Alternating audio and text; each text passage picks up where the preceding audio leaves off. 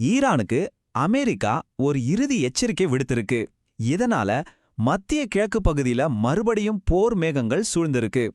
வாங்க இந்த புதிய நெருக்கடியோட பின்னணி என்ன, இதனால என்ன நடக்கப் போகுதுன்னு கொஞ்சம் விரிவா பார்க்கலாம். இந்த ரெண்டு நாடுகளுக்கும் நடுவுல ரொம்ப நாளா புரிஞ்சுக்கிட்டு இருந்த ஒரு பிரச்சனை இப்போ பத்து எரிய ஆரம்பிச்சிருக்கு. ஆனா இந்த தடவை இதோட விளைவுகள் உலகத்தையே பாதிக்கிற அளவுக்கு தீவிரமா இருக்கலாம். வாங்க இதுக்கு என்னதான் காரணம்னு ஆழமா பார்ப்போம். முதல்ல இந்த தீப்போர் எங்கிருந்து வந்துச்சுன்னு பார்ப்போம். பல வருஷமா இந்த மோதல் இருந்தாலும் இப்போ இந்த புது பதற்றத்துக்கு ஒரு குறிப்பிட்ட நிகழ்வு தான் காரணமா அமைஞ்சிருக்கு. அது என்னன்னு தெரிஞ்சுக்குவோம். அதிபர் ட்ரம்ப் கொடுத்த ஒரு நேரடி வார்னிங் தான். ஆமாங்க, அவரோட வார்த்தைகள் தான் இப்போ இந்த முழு நெருக்கடிக்கும் மையப்புள்ளியா இருக்கு. அவர் வாஷிங்டன்ல பேசும்போது ஈரான் முன்னாடி ரெண்டு கண்டிஷனை வச்சார். ரொம்ப தெளிவான கண்டிஷன்ஸ். ஒன்னு, ஈரான் தன்னோட அணு ஆயுத திட்டத்தை உடனே நிறுத்தணும். ரெண்டாவது, பழைய ஒப்பந்தத்தை எல்லாம் விட்டுட்டு அமெரிக்கா சொல்ற நிபந்தனைகளோட ஒரு புது அணு ஒப்பந்தத்துக்கு சம்மதிக்கணும். அது மட்டும் இல்ல, ட்ரம்ப் இதுக்கு முன்னாடி நடந்த ராணுவ நடவடிக்கைகளை பத்தி பேசும்போது அது ஒரு அற்புத ராணுவ வெற்றி அப்படின்னு சொல்றாரு. இது சும்மா பெருமைக்கு சொல்லல, இதுக்குள்ள ஒரு மெசேஜ் இருக்கு. அதாவது, தேவைப்பட்டா மறுபடியும் ராணுவ பலத்தை பயன்படுத்த நாங்க தயங்க மாட்டோம்னு மறைமுகமா சொல்ற மாதிரி இருக்கு. இங்க தான் விஷயம் ரொம்ப சீரியஸ் ஆகுது. அவர் என்ன சொல்றாருன்னா, ஈரான் இதுல இருந்து பாடம் கத்துக்கலன்னா அடுத்த அடி இதை விட ரொம்ப மோசமா இருக்கும்னு சொல்றாரு. பாருங்க, இது ஏதோ மறைமுக எச்சரிக்கையெல்லாம் கிடையாது.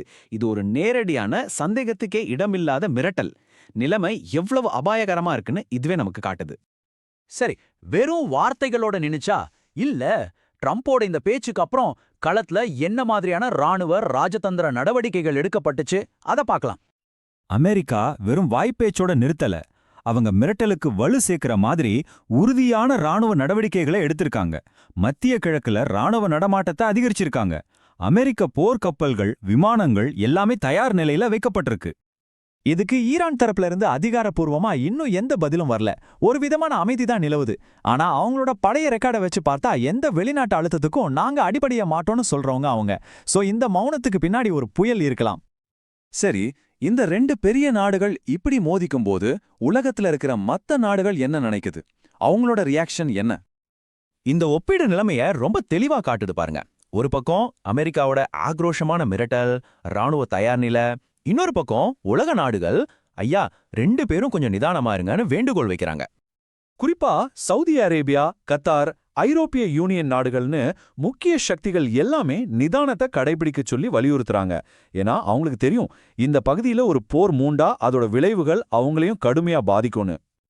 சரி, இப்போ இந்த மிரட்டல்களுக்கு மேலோட்டமா தெரியற அர்த்தத்தை தாண்டி இதுக்கு பின்னாடி இருக்க உண்மையான நோக்கம் என்னவா இருக்கும், அத கொஞ்சம் ஆராய்வோம்.